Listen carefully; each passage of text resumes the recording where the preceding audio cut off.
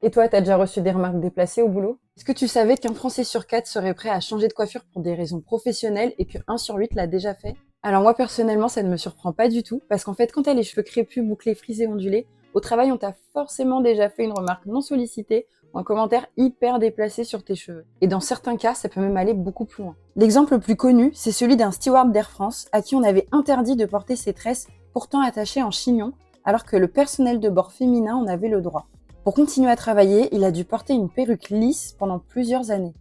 Il a décidé de porter l'affaire en justice et après 10 ans, la Cour de cassation lui a finalement donné raison. La justice a reconnu qu'il s'agissait bien d'une discrimination fondée sur l'apparence physique en lien avec son genre. Et c'est exactement ce type d'affaire qui a récemment relancé le débat sur la discrimination capillaire. Tu l'as peut-être vu passer, mais en 2023, le député Olivier Servat a déposé une proposition de loi contre la discrimination capillaire.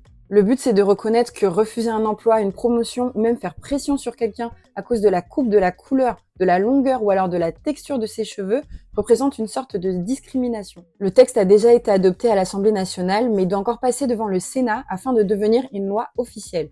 Et en cas d'adoption de la mesure, elle serait ajoutée au code pénal et au code du travail, avec des sanctions pouvant aller jusqu'à 3 ans d'emprisonnement et 45 000 € d'amende. En France, la discrimination en entreprise est déjà punie par la loi. Mais la loi ne précise pas clairement jusqu'à aujourd'hui que les cheveux peuvent être concernés par les discriminations liées à l'apparence physique. Cette proposition de loi vient donc préciser les choses afin que des situations similaires ne soient plus minimisées ni ignorées. Cette loi, elle va pas tout changer du jour au lendemain, mais au moins elle a le mérite de nommer un vrai problème et de rappeler qu'au travail, ce sont les compétences qui comptent et pas les cheveux.